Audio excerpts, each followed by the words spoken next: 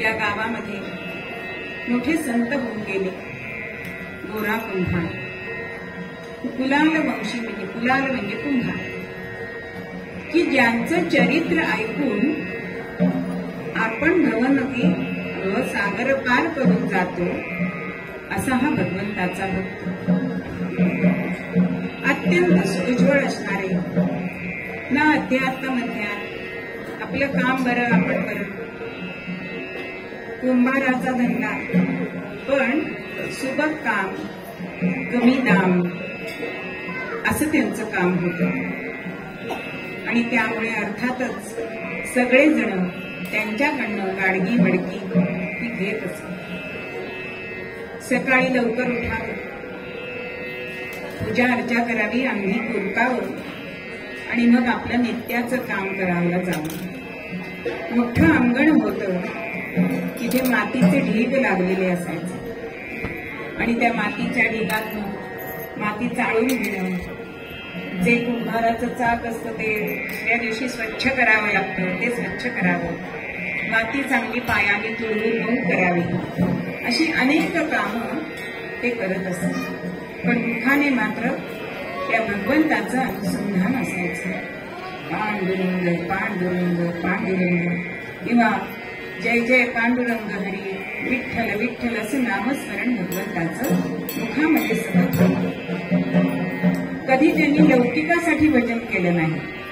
आज आपल्याला काय दिसतं, एकांतात जातात आणि मोबाईल बघतात आणि लोकांमध्ये गेलं की भरभर भरभर माळा ओढतात. पण लौकिकासाठी कधी भजन करू नाही, तर आत्मानंदासाठी म्हणून आपण भगवंताचं भजन करायला पाहिजे. आणि असे हे लौकिकासाठी भजन न करणारे आमचे गोरोबा काका अतिशय मोठा पारमार्थिक अधिकार असल्यामुळे सगळे संत त्यांना गोरोबा काका असं म्हणत असत. असेच आणि त्यांची पत्नी होती, तिचं नाव होतं संती. एक लहान मूल होतं, असं रामत होतं 8 महिन्याचं. आणि ही संती असायची ती दररोज नदीवरनं पाणी आणून देण्याचं काम करायची, कारण कुंभार कामाला अत्यंत पाणी लागतं. मग रांजणच्या रांजण भरून ठेवावे अशी तिची नित्याची ती त्या पतीला मदत होती. आणि सगळं बाळ उठायच्या आत करावं. पूर्वीच्या बायका बाळ उठायच्या आत सगळं काम उरकून बसायचे. आज मूल उठलं की आया उठतात, कलियुगाचा महिना, की मग कोणत्याही सासू बाटली देते, नवरा काहीतरी करतोय.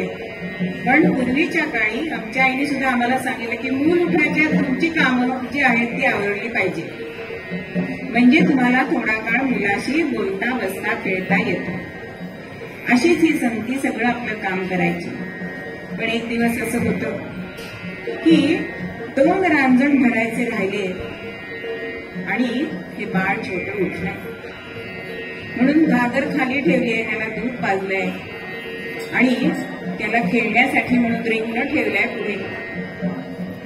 2 रांजण भरायचे म्हणून गोरोबा काकांना सांगतेय की रांजण भरायला म्हणून पाणी घ्यायला जाते नदीवरती, जरा बाळाकडे लक्ष ठेवा.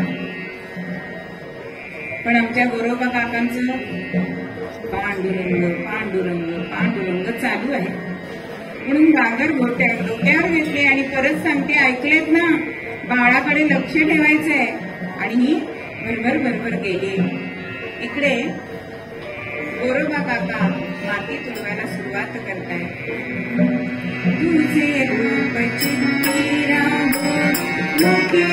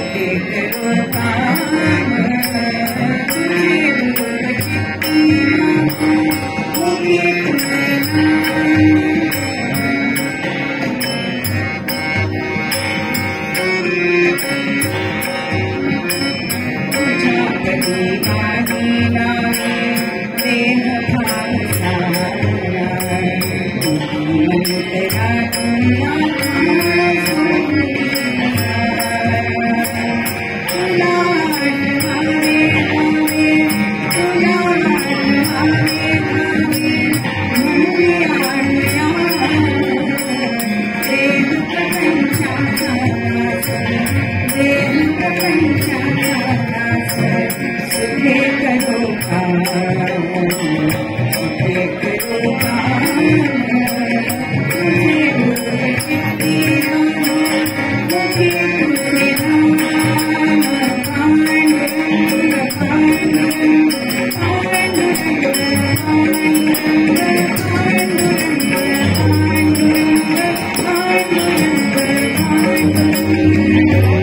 भजनाची गती वाढली आणि माती तुरवण्यासाठी पायाची गती सुद्धा वाढली.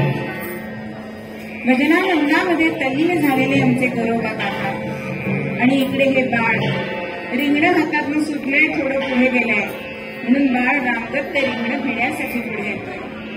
पुन्हा रिंगण पुढे गेलंय असं करत करत त्या ओल्या मातीमध्ये ते रिंगण जातंय आणि ते रिंगण घेण्यासाठी म्हणून बाळ येतोय आणि गौरोबा काकांच्या पायाखाली तुडवला जातो. पण भान नाही, निजानंदामध्ये दंग झालेले आमचे गौरोबा काका. आणि इकडे चिरडू निवृत्त झाले, चिरडू निवृत्त झाले बाळ पाया तळीते, परिस्थिती नसेना गातसे विठ्ठलाचे, धरणी जल घटासी कामिनी शीघ्र आली, सदनी शिशु दिसेना घागरी फार झाली. अहो आज तिने सुद्धा आपल्या पायाला भिकरी लावली, ती पटपट पटपट आली आणि घरी येते माठ घेऊन, अंडा घेऊन. पण लक्ष होतं घरात कुठे बाळ दिसतंय ना आपलं, आणि कुठे बाळ दिसेना. म्हणून सहज गौरोबा काकांकडे बघतीये आणि त्या मातीच्या ढिगातून एवढूसा चिमुकला हात वर आलेला होता. ती माती रक्ताने लाल झालेली होती आणि हंबरडा फोडलाय बाळ.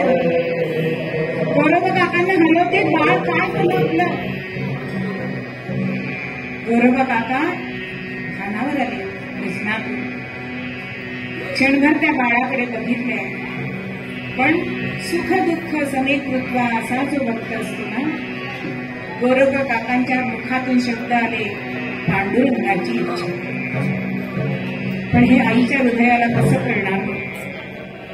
आणि ती त्यांना दोष देऊ लागले की हे सगळं त्या काळ्या विठ्यामुळे झालंय. आणि नुसतं पांडुरंगाला दोष नाही देते तर सकल संतांना दोष देते. गौरोबा काका तिला म्हणतात, अगं जिथून आलं तिथे गेलं असं समज. पण आता संत निंदा करायला लागलीये आणि गौरोबा काकांच्या मनात येत आहे की संत निंदेसारखं पाप नाही, ते आपल्या पत्नीच्या हातून व्हायला नको. म्हणून तिला थांबवण्यासाठी जवळचं थापटणं घेत आहेत आणि अंगावर धावून येणार. तेवढ्याच ती म्हणते, हा हा मला जर स्पर्श केला तर तुम्हाला तुमच्या पांडुरंगाची शपथ. तो हात तसाच राहिला. आता पत्नीला स्पर्श करायचा नाहीये, पण गौरोबा काका सकारात्मक कसं बघतात. ते म्हणतात चला प्रपंचाची सुद्धा आशा नको ठरायला.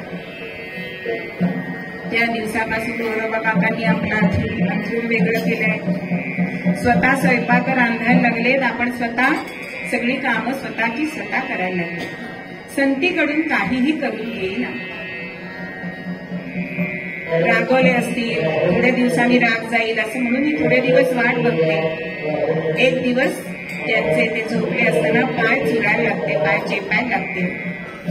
गौरोबा काका जागे होतात आणि म्हणतात, छे छे आता तू मला माते समान आहेस. आता आपलं पती पत्नीचं नातं राहिलेलं नाही. तेव्हा ती म्हणते, तुम्ही शपथ घेतली की ना लग्नामध्ये.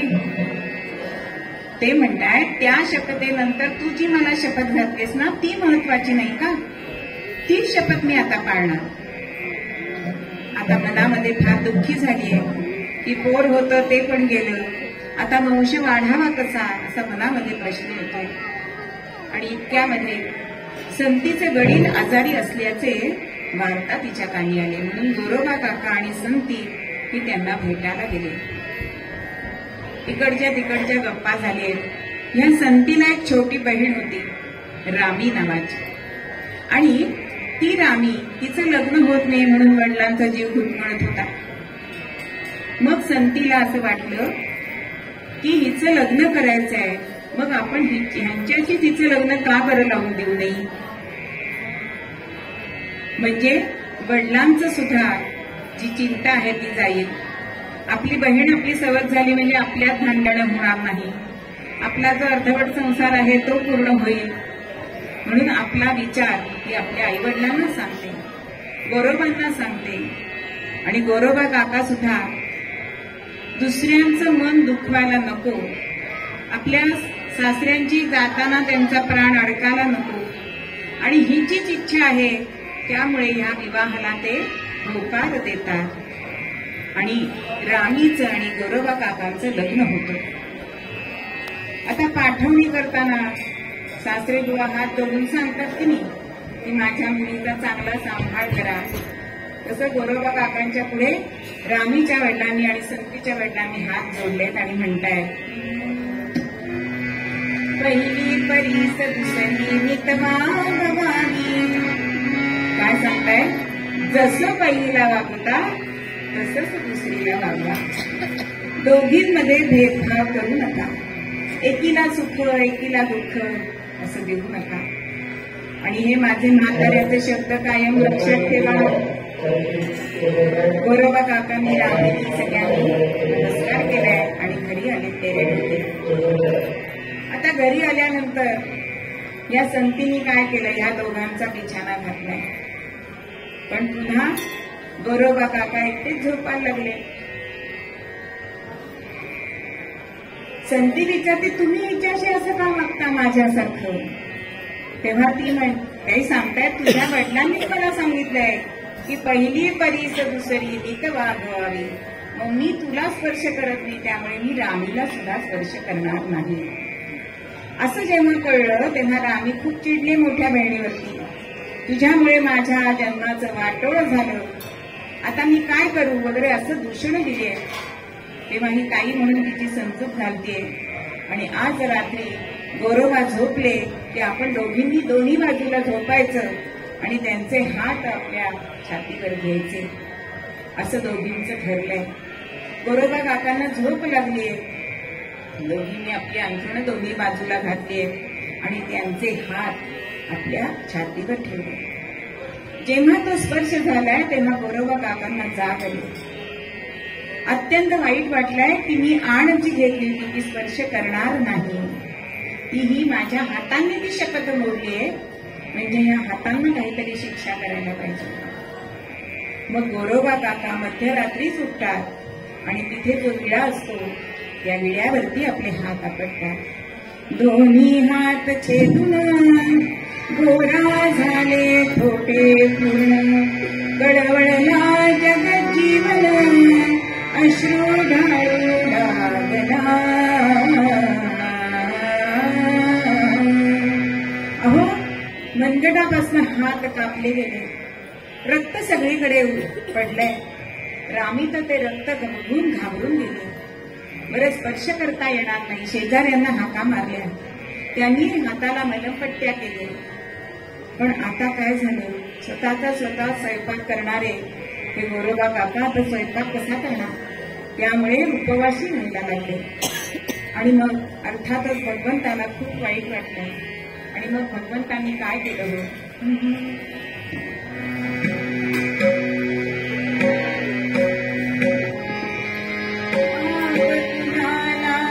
प्रिया कुणाली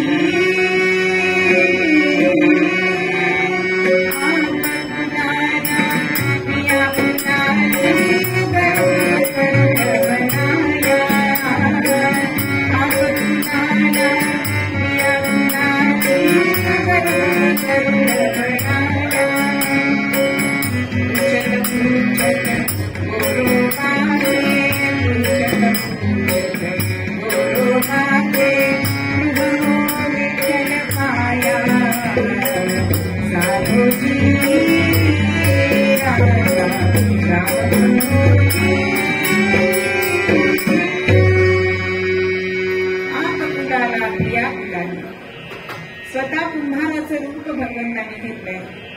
रुक्मिणी मातेला कुंभारीण केलंय आणि गर्दभ गरुड बनावलं. गरुडाला गर्दभ बनवलंय आणि गोरोबा काका कुठे राहतात, गोरोबा काका कुठे राहतात असं विचारत विचारत गोरोबांच्या अंगणामध्ये आले. गोरोबा काका खाटेवर बसलेले होते आणि हा तरुण कुंभार हा तिथे आलाय, नमस्कार केलाय आणि म्हणतोय की माझा काही धंदा चालत नाहीये, तर मी तुमच्याकडे राहून काही तुमची चाकरी करू का, असा विचारणा केली. आणि गोरोबा काकांनी त्याला हो म्हटले. आता भगवंत गाडगे मडकी करणार, ती सुबकच होणार ना. अहो चाक सुद्धा कशाचं केलंय, सुदर्शन चक्राचं भगवंतांनी चाक केलंय. आणि मग दररोज वेगवेगळी मडकी रामजण असं घडवलं जात आहे. इकडे रुक्मिणी माता कुंभारणीच्या रूपामध्ये स्वयंपाक करते आणि तिच्या हातचा गोरोबा खात आहे. होता होता आषाढी एकादशी, सगळे वारकरी पंढरीला जात आहेत. पंढरीच्या देवळामध्ये गाभाऱ्यात गेले, पांडुरंगाची मूर्ती आहे हो, पण त्यात चैतन्य नाही. हे ज्ञानदेवादी सगळ्या संतांनी ओळखले. इकडे जो कुलाल म्हणजे कुंभार म्हणून जो आलेला होता, तो सुद्धा आज तयार केलेली सगळी गाडगी मडकी घेऊन पंढरपुरात वारीमध्ये विकण्यासाठी गेलेला. आणि तो इथे विकत असताना हे ज्ञानदेवादी सगळे संत त्याला बघतात आणि भगवंता हे रूप कोणासाठी. तेव्हा भगवंत सांगतो की माझा असा भक्त की ज्यांनी हात तोडून घेतलेले आहेत त्याच्यासाठी हे रूप. आणि म्हणून नामदेव, ज्ञानेश्वर महाराज असे सगळे तेरे ढोकीला येतात आणि सगळी हकीकत गोरा कुंभारांना सांगतात. गोरोबा काकांना अत्यंत वाईट वाटतं की माझ्यासाठी भगवंतांनी एवढं काम केलं आणि मग मनाला जो अनुताप झालाय तो घालवण्यासाठी सगळे त्यांना पंढरपूरला नेतात. बरोबर संती आणि रामी ह्याही दोघी जणी येतात. आणि मग पांडुरंगाच्या मंदिरामध्ये या नामदेवांचं कीर्तन उभं राहतं. कीर्तनात बदला नाम या कीर्तनात बदला, कीर्तनात बदला नाम या कीर्तनात बदला. पांडुरंगा उभारूया विठ्ठलमुखी होणार, पांडुरंगा उभारूया विठ्ठलमुखी होणार. कीर्तनात बदला नाम या कीर्तनात बदला. नामदेव महाराज सांगताय सगळ्यांनी हात वर करा आणि टाळ्या वाजून मुखाने विठ्ठल विठ्ठल म्हणा. पण गोरा कुंभार मनामध्ये दुःखी झाले. दुःखितही झाला गोरोबा, दुःखितही झाला, दुःखितही झाला गोरोबा, दुःखितही झाला. पाणीपता कामाचं कशा छोटे पण मजला, पाणीपता कामाचं कशा छोटे पण मजला. दुःखितही झाला गोरोबा, दुःखितही झाला, दुःखितही झाला गोरोबा, दुःखितही झाला. गोरोबा काका नामदेवांना म्हणताय, नाम्या अरे कशाने टाळ्या वाजू. तेव्हा नामदेव महाराज म्हणताय तुम्ही तर नुसती कृती तर करा. आणि मग काय होत. गोरोबा काकांनी अशी कृती केली आणि मग काय चमत्कार झालाय. कीर्तन गजरी फुटले, कीर्तन गजरी फुटले, कर कोणासी आनंद सर्वत्र. राहिला शुभ कैसे, राहिला शुभ कैसे, जेठुबा भक्त वरद श्रीकांत. राम राम राम हरे हरे राम, राम राम हरे हरे राम, राम राम सीतापते राम राम. अहो गोरोबा काकांनी असं टाळ्या वाजवण्यासाठी हात केले तर जसं झाडाला पानं फुटतात तसे तळवे गोरोबा काकांच्या हाताला फुटले. सगळ्यांना मोठा आनंद झालाय पुंडलिक वरदा हरिविठ्ठल असा सगळ्यांनी गजर केलाय. सगळ्यांना आनंद झालाय. जिथे भगवंत असतो ना तिथे अशुभ राहतच नाही. आता संती तिथे होती. गोरोबा काकांना हात फुटल्यानंतर मनात विचार करतेय जे ह्यांचे हात येऊ शकतात तर माझं बाळ पण मला मिळालं पाहिजे नाही का. म्हणून भगवंताच्या इथे जातीये आणि त्याला साकडं घालतीये. पण भगवंत सांगतो की तुझं बाळ मेलेलंच नाही. गोरोबा काकांच्या वरचा राग तू त्या बाळावर काढशील ना म्हणून तुम्ही माझ्याकडे घेतलंय. आणि त्या भगवंताच्या गाभाऱ्यातून ते बाळ येतं बाहेर. अंगी अंगी ती मखमाली ती बरी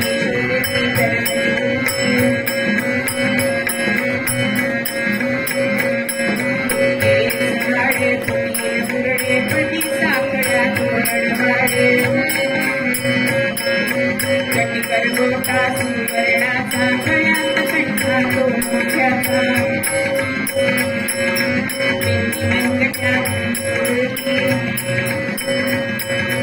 रांगत येता हलकी उलटी भोगरे करणी शोभती गाल बोटते गाली लागते काजळ डोळ्यामध्ये घातले केसरी आणि कस्तुरी चिन्ह देखिले रंगित रिंगणे हस्ती घेतले असे बाळते रांगतवाले असे बाळते रांगतवाले असे बाळते रांगतवाले निज जननीचे ओढी लुगडी. असं ते काळे कुरडे केस आहे. कटी सोन्याचा करगोटा आहे. गळ्यामध्ये मोत्याचा कंठा बिंद्या मनगट्या असं सगळं बालने घातलेलं ते बाळ रांगत रांगत गाभाऱ्यातनं बाहेर आलं आणि आपल्या आईचं लुगडं ओढतंय. पटकन त्या संतीने त्याला घेतलंय कडेवर. पटापट मुठे घेतले आणि भगवंताकडे प्रेमाश्रूंनी बघते. असा हा भगवंत तिथे प्रकट झालाय आणि गोरोबा काकांना सांगतोय की आता तुमची शपथ सुटलेली आहे. मी तुम्हाला सांगतोय आता आपल्या दोन्ही बायकांसह सुखाने संसार करा. असा हा भगवंत भक्तांच्या सेवेसाठी न सांगता येणारा. आणि म्हणून त्याचप्रमाणे संत सुद्धा भक्त कसे असतात की न मागती काही देवा. जो मागत नाही ना त्याच्यासाठी भगवंत येतो. म्हणून आपण सुद्धा भगवंताकडे याद्या घेऊन जाऊ नका. भगवंताला कळतंय आपल्याला काय हवंय. म्हणून मूळ पद्यामध्ये आपल्याला तुकोबा सांगतात